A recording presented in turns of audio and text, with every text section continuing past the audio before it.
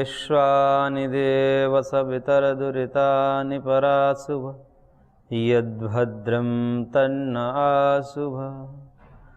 ॐ सहना भवतु सहनौ भुनक्तु सह वीर्यं करवावहै तेजस्विनावधीतमस्तु मा विद्विषावहै। ॐ शांति शांति शांति। ओम श्री परमात्मा नमः। योग दर्शन के साधन पाद के सूत्र संख्या 13 पर हम विचार कर रहे थे, जिसमें कर्मफल व्यवस्था के संदर्भ में चर्चा चल रही थी। महर्षि ने क्लेशों के प्रसंग में कर्मफल व्यवस्था को लाया, क्योंकि ये क्लेश ही कर्मों को फल की तरफ उन्मुख करता है। कहने का तात्पर्य है कि क्लेश मूलक जो कर्म हैं, वाणी से, शरीर से और मन से, वही व्यक्ति को बंधन में डालते हैं, शरीर आदि का, शरीर और संसार का हेतु बनता है। जिस कर्म के मूल में क्लेश नहीं है, अर्थात जो निष्काम कर्म है, जो राग द्वेष से रहित होकर के कर्म किए जाते हैं, वो कर्म फलोन्मुख नहीं होता, विपाक को प्राप्त नहीं होता। और विपाक को प्राप्त न होने के कारण जो 3 फल बताए, जाति, आयु और भोग, इन तीनों की प्राप्ति जो क्षीण क्लेश वाला है, यानी कि जिस योगी का क्लेश दग्ध बीज हो गया है, ऐसे दग्ध बीज भावापन्न जो योगी हैं, उनका कर्म आगे फल देने वाला नहीं होता। तात्पर्य है कि वो बंधन में नहीं आता। फल का मतलब यहाँ पर 3 ही हैं, जाति, आयु और भोग से। लेकिन जिनके कर्म क्लेश मूलक हैं, वर्तमान में क्लेश बना हुआ है, उन्होंने अपने क्लेशों को या तो क्रिया योग के द्वारा तनु करते हुए और फिर तत्वज्ञान के द्वारा उसको दग्ध बीज नहीं किया है, तो उनके लिए तो ये कर्म आगे बंधन के कारण बनेंगे, शरीर और संसार की तरफ उनको ले ही जाएंगे।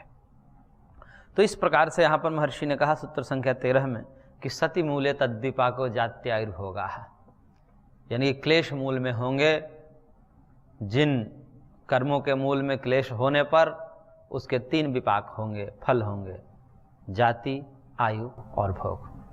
अब जैसा कर्म होगा ये भगवान की व्यवस्था के अनुरूप होता है, हम इसका ठीक ठीक निर्धारण नहीं कर पाते, लेकिन फिर भी कुछ निर्धारण करने का प्रयत्न भाष्यकार के द्वारा, महर्षियों के द्वारा किया गया है।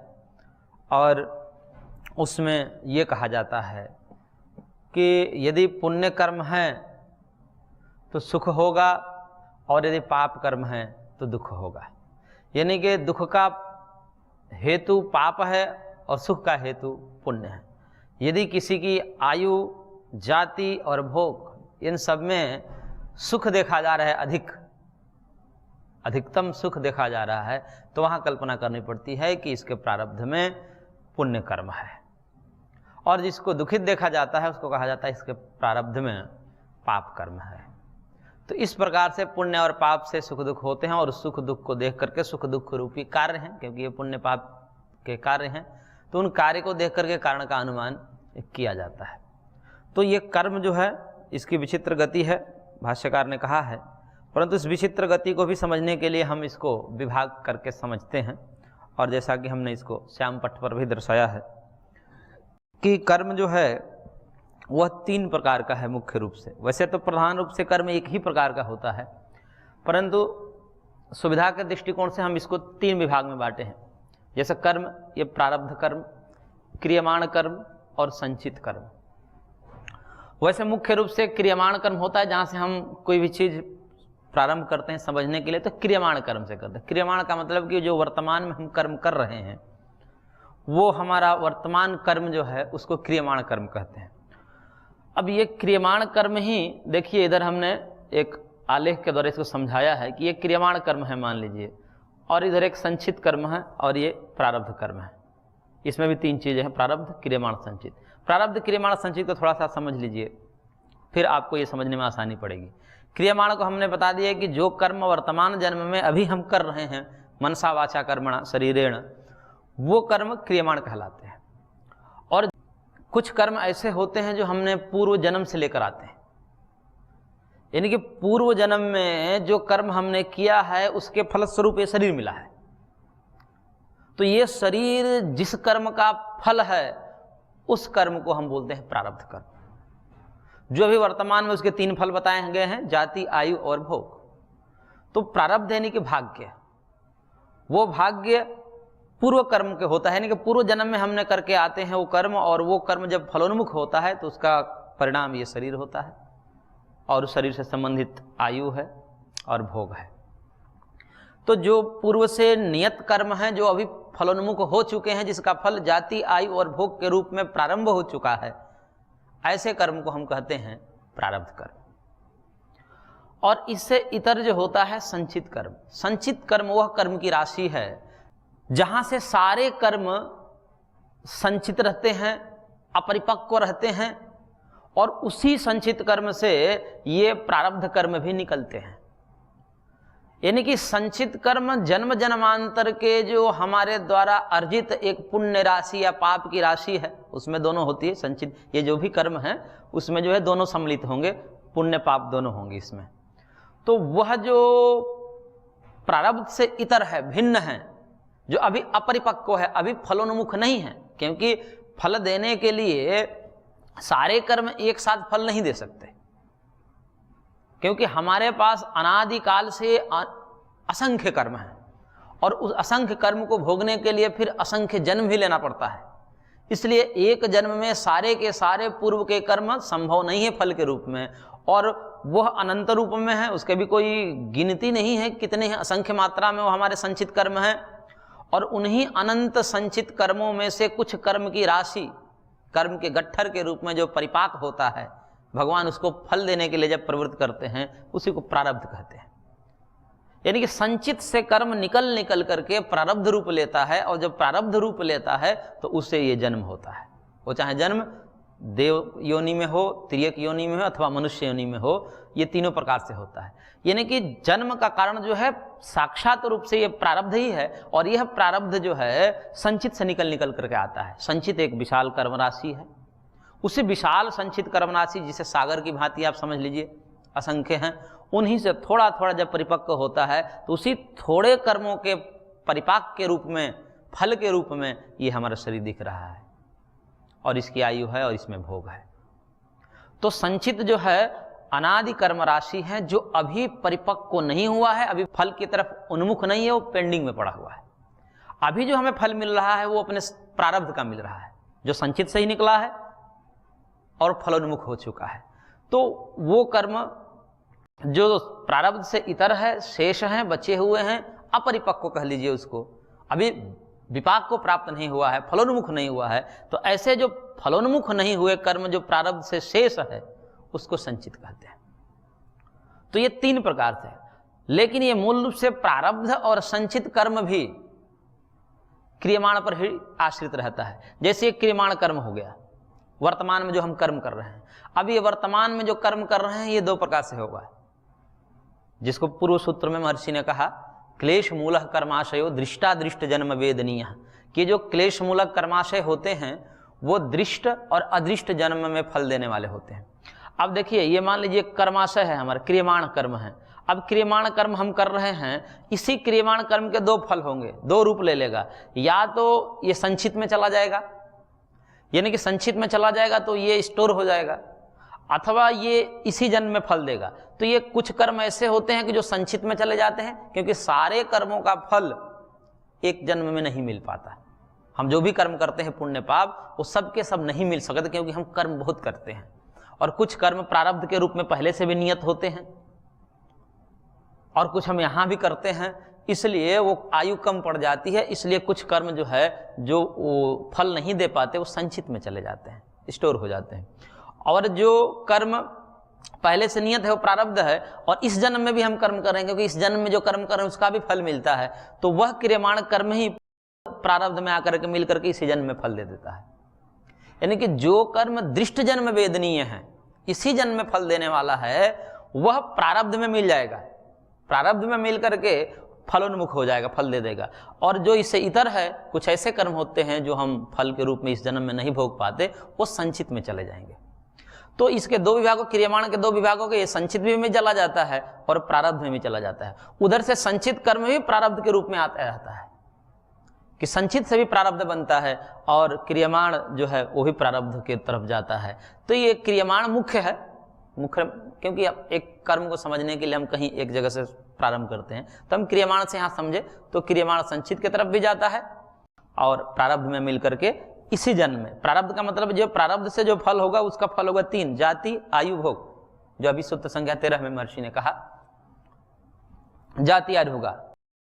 तो जाति, आयु और भोग, अब यहां पर जब हम वर्तमान कर्म कर रहे हैं, अब वर्तमान कर्म कर रहे हैं तो उससे जो फल मिलने वाला है वो तो प्रारब्ध में जा करके मिल करके फिर फल दे देगा।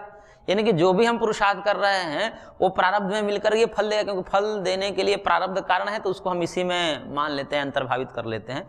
क्योंकि जो भी हमारा कर्म हो रहा है वह एक फलोन्मुख, क्योंकि कर्म होगा, कर्म तो नष्ट हो जाता है, हम जो भी कर्म करते हैं वो कर्म तो नष्ट हो जाते हैं, तो नष्ट होने के बाद फल तो बाद में मिलता है, इसलिए उसको चित्त में मानना पड़ता है। तो वो प्रारब्ध में हम मानते हैं कि प्रारब्ध में अंतर्भावित हो जाएगा।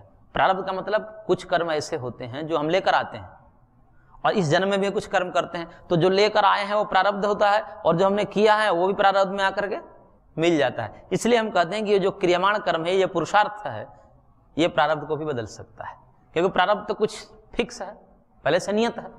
अब इसमें हम मिला रहे हैं, तो मिला रहे हैं तो ये बदल भी सकता है। यदि इसमें पुण्य कर्म ज्यादा हो और पाप कर्म मिला रहे हैं ज्यादा, तो इसमें जो है अंतर आएगा। यदि पाप कर्म ज्यादा है, पुण्य कर्म मिला रहे हैं इसमें क्रियमाण के द्वारा, तो भी यहाँ बदल सकता है प्रारब्ध, और उसका फल जो है जाति आयु भोग के रूप में होगा। लेकिन जाति आयु भोग के रूप में जब होगा तो वहां पर यह ध्यान देना चाहिए कि जो क्रियमाण फल दृष्ट जन्म वेदनीय होगा, या तो आयु को देगा या भोग को देगा। जाति तो नहीं बदलेगी, क्योंकि जन्म तो हो चुका है, जन्म हो चुका है, तो इसी जन्म के जो हम कर्म कर रहे हैं उस कर्म के फल, तो अब ये तो नहीं हो सकता कि जाति बदल जाए, यानी योनि ही बदल जाए, ऐसा तो नहीं हो सकता। तो योनि तो नहीं बदलेगी, अपितु या तो आयु बदलेगी अथवा भोग बदलेगा। या तो आयु घटेगी अथवा बढ़ेगी, या भोग घटेगा बढ़ेगा। भोग मतलब सुख और दुख, या तो बढ़ेगा अथवा घटेगा। तो जैसा हम क्रियमाण कर्म मिला रहे हैं, पुण्य कर्म मिला रहे हैं, तो आयु बढ़ेगी और भोग सुख होगा। यदि पाप कर्म मिला रहे हैं हम इसमें क्रियमाण के द्वारा प्रारब्ध में, तो आयु घटेगी और भोग में दुख बढ़ेगा। तो इस प्रकार से ये क्रियमाण के हमने संचित और प्रारब्ध से दिखा दिया। और कुछ कर्म जो है पेंडिंग में चले जाते हैं, वो संचित में चले जाते हैं, और उस संचित बाद में ये जन्म जब बीत जाएगा, ये आयु पूरी हो जाएगी, देह त्याग के बाद जो है इस संचित कर्म से फिर प्रारब्ध तैयार होगा, और उस प्रारब्ध के बाद फिर दूसरा जन्म मिलेगा, और उसमें भी ये 3 चीजें होगी, जाति, आयु और भोग। तो इस प्रकार से दृष्ट जन्म वेदनीय और अदृष्ट जन्म वेदनीय, तो कर्म के 2 भेद बताए। अब इसमें थोड़ा सा और समझ लीजिए कि ये जो कर्म है क्रियमाण कर्म, दृष्ट जन्म वेदनीय नियत विपाक होते हैं, अदृष्ट जन्म वेदनीय इसमें नियत अनियत दोनों विपाक होते हैं। जैसे हमने वर्तमान में कर्म कर रहे हैं, पुरुषार्थ कर रहे हैं, तो पुरुषार्थ में दृष्ट जन्म वेदनीय नियत विपाक वाला होगा, जो कि ये होगा दृष्ट जन्म वेदनीय, मतलब इसी जन्म में जो फल देने वाला कर्म है वो नियत विपाक वाला। नियत मतलब उसका निश्चित है कि वो जाति आयु भोग में से या तो आयु को देगा अथवा भोग को देगा। 2 को भी दे सकता है, दोनों में से 1 को भी दे सकता है, ये सब भगवान के ऊपर निर्भर है। तो दृष्ट जन्म वेदनीय नियत विपाक है ये, कौन से? इस जन्म में फल देने वाले।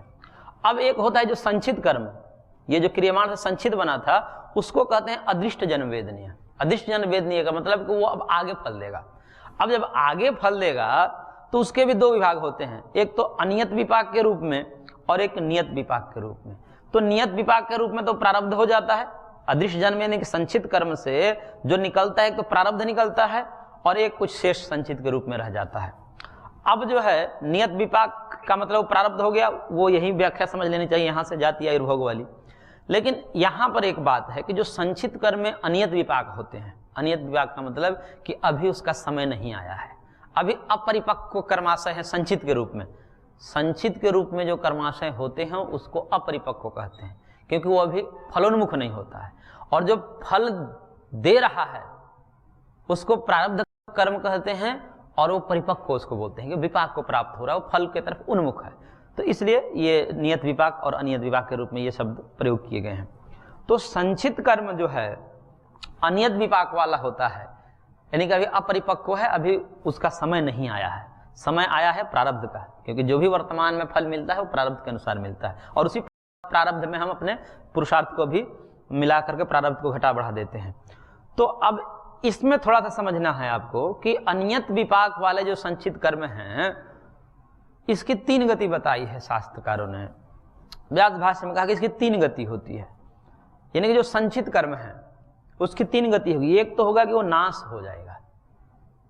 यदि हम वर्तमान कर्म जो क्रियमाण कर रहे हैं, और क्रियमाण में जो है, क्योंकि क्रियमाण दोनों तरफ जा रहा है, ये मैंने तीर का निशान दिया है कि क्रियमाण दोनों तरफ जा रहा है, संचित में भी मिल रहा है, प्रारब्ध कर्म में भी मिल रहा है। तो ये जो संचित में मिल रहा है क्रियमाण कर्म, यदि संचित में हम मिला रहे हैं अधिक से अधिक पुण्य कर्म को, तो वो पाप कर्म को नाश कर देगा। ये नाश होना जो लिखा है, पुण्य से पाप का नाश हो जाएगा। यदि हम इसमें पाप मिला रहे हैं संचित कर्म में, तो हमारे पुण्य का नाश कर देगा। यानी कि प्रधान पाप कर्म जो है अप्रधान पुण्य कर्म को नष्ट कर देता है, और प्रधान पुण्य कर्म अप्रधान पाप कर्म को नष्ट कर देता है। इस प्रकार से ये नाश होना कहा गया है। यानी कि संचित कर्म को हम जो है नाश भी कर सकते हैं, पाप कर्मों को अधिकतर पुण्य कर्म करके नाश कर सकते हैं, और पुण्य कर्म को भी हम पाप कर्मों से नाश करते हैं, वो हमारे ऊपर निर्भर। तो वो संचित नष्ट भी हो जाते हैं, मतलब बिना फल दिए नष्ट हो जाएंगे, बिना फल दिए नष्ट हो जाएंगे। वो विरोधी हैं, क्योंकि पाप पुण्य दोनों विरोधी कर्म हैं, तो दोनों विरोधी एक दूसरे को नष्ट कर देते हैं, तो ये नाश हो जाता है। दूसरा होता है कि क्षीण हो जाना। क्षीण का मतलब ये होता है कि प्रधान कर्म में मिल जाना। कुछ ऐसे कर्म होते हैं कि जैसे प्रधान और अप्रधान कर्म समझ लीजिए। प्रधान कर्म का मतलब कि जिसमें तीव्र संवेग के द्वारा प्रधान रूप में, यानी कि अधिकता की दृष्टि से जो कर्म हो, यानी अधिकता की दृष्टि से यदि पाप कर्म हो तो प्रधान कहलाएगा, यदि अधिकता की दृष्टि से और तीव्र संवेग से पुण्य कर्म किया गया है तो वो पुण्य कर्म कहलाएगा। ये संचित की बात है। अब यह है कि यदि प्रधान कर्म पुण्य होगा और संचित में पाप ही हो, क्योंकि संचित जो है कर्म तो होते हैं मिले जुले, पुण्य पाप सबके मिश्रण होते हैं, केवल पुण्य केवल पाप ऐसे कर्माशय में नहीं होते, कर्माशय में पुण्य पाप सब होते हैं। तो यदि मान लीजिए कि हमारे कर्माशय में जो संचित कर्म है उसमें पाप कर्म है अप्रधान रूप से, और प्रधान रूप से हमने पुण्य कर्म कर दिया तीव्र संवेग से, तो अब क्या करेगा कि वो जो पाप कर्म है वो अलग से फल नहीं देगा, वो अलग से फल दुख रूप में नहीं देगा, अपितु क्या कर देगा कि प्रधान कर्म के साथ मिल जाएगा। यानी कि पुण्य रूपी प्रधान जो कर्म है उसके साथ मिल करके फल क्या देगा, अलग से दुख रूपी फल ना दे करके सुख में थोड़ा सा कटौती कर देगा।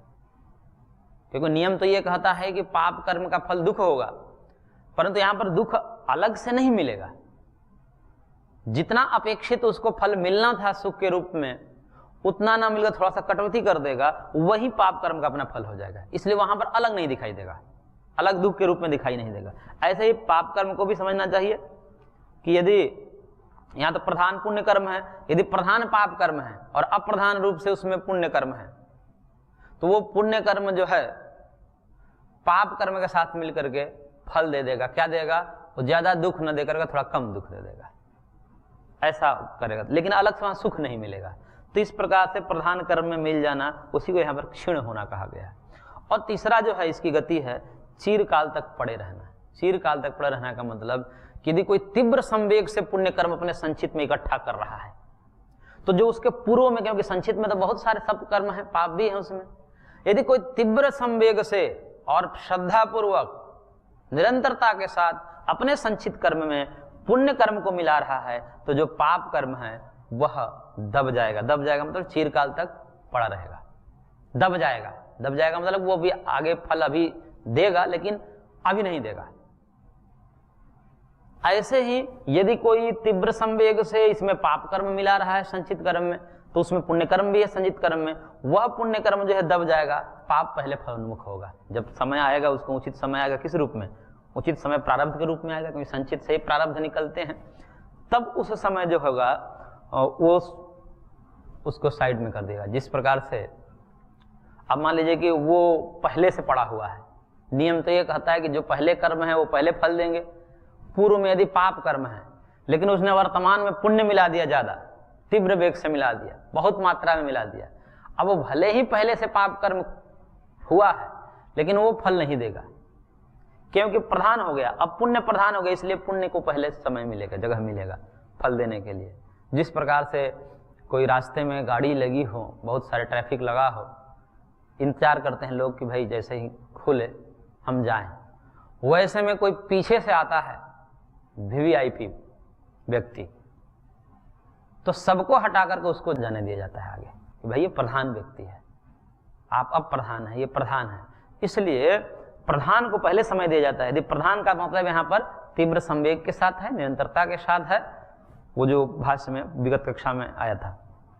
तो इस प्रकार से यदि प्रधान पुण्य कर्म है तो पाप को ढकेल देगा पीछे, पेंडिंग में डाल देगा, और कब तक रहेगा इसका कोई अब भगवान ही निर्धारण करते हैं।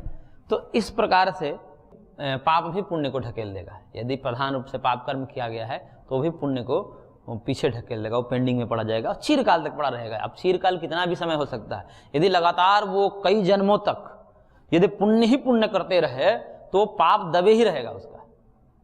लेकिन जैसे ही बीच में यदि प्रमाद बस कोई पाप कर्म करता है तो वह पाप कर्म फिर अपना समय पाकर के उसके साथ मिलकर फिर फल देने लगते हैं। तो इस प्रकार से ये जो कर्म हैं ऐसे तो बड़े विचित्र है, लेकिन महर्षि ने इसको समझाने का प्रयत्न किया है और कहा है कि जो संचित कर्म है इसको हम नष्ट कर सकते हैं। बाकी जो प्रारब्ध कर्म है वो नष्ट तो हो भोग से ही होगा।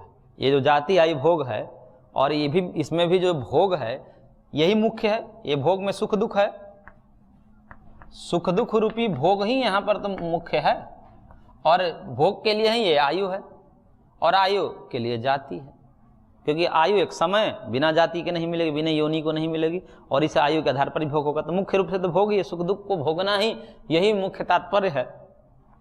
तो इस प्रकार से जो है सुख दुख जो है वह व्यक्ति भोगता है तो उन प्रारब्ध कर्मों का नाश हो जाता है। तो प्रारब्ध कर्मों के नाश तो भोग से होता है, इसके लिए तो कोई अलग मार्ग नहीं है, उसको भोगना ही पड़ता है। अवश्य में भोक्तव्यम कृतम कर्म शुभाशुभम ना भुक्तम क्षयते कर्म जन्म कोटि शतैरपि। तो भोग से ही नाश होते हैं प्रारब्ध कर्म के, लेकिन संचित कर्म में ऐसा नियम नहीं है।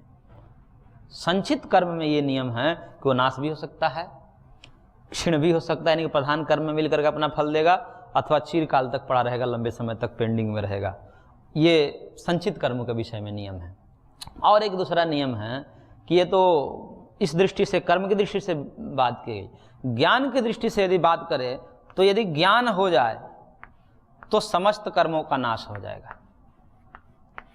भोग से तो प्रारब्ध कर्म नष्ट हो गए, भोग से प्रारब्ध कर्मों का नाश हो गया, और ज्ञान से समस्त संचित कर्म भस्म हो जाएंगे समस्त। ज्ञानाग्नि सर्वकर्माणि भस्मसात् कुरुते तथा।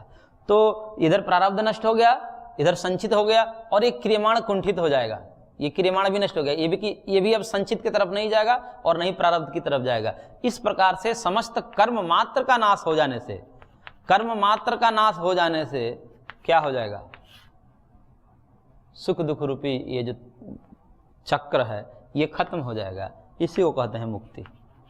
अब ये मुक्त हो जाएगा। तो सर्व कर्मों के नाश से मुक्ति हो जाती है, लेकिन समस्त कर्मों का नाश केवल तत्व ज्ञान से होगा, भगवत साक्षात्कार से होगा, उसके अतिरिक्त और कोई मार्ग नहीं है। बाकी थोड़े थोड़े रूप में तो हम नाश कर सकते हैं, लेकिन वो अथाह है, कितना हम नाश करेंगे। इसलिए यदि संपूर्ण रूप से भस्म करना है कर्मों को तो एकमात्र ये ज्ञान ही उपाय है। और यदि हम कर्म से कर्म को नाश करने की कोशिश करें वो नहीं हो सकती, क्योंकि इतने कर्म हैं कि अनंत कर्मों को नाश करने के लिए फिर अनंत और कर्म करने पड़ेंगे, अनंत काल लगाने पड़ेंगे, फिर तो कभी मुक्ति संभव ही नहीं है। इसलिए ज्ञानान मुक्ति ही बंधो विपर्यात, ज्ञान से ही मुक्ति है और कोई संभव नहीं। बाकी हम कर्म से कुछ घटा बढ़ा सकते हैं, ये हमारे ऊपर निर्भर करता है। लेकिन प्रारब्ध कर्म को तो भोगना ही पड़ता है। संचित कर्मों को हम वो 3 विधा से नाश कर सकते हैं, और सर्वांश में तो नाश ज्ञान से होता है। इस प्रकार से महर्षि ने ये मुक्ति का स्वरूप बताया। आगे इसको और हम विस्तार से समझेंगे। आज की कक्षा को यहीं पर विराम देते हैं, शेष अगले अंक में। ओम शांति शांति शांति।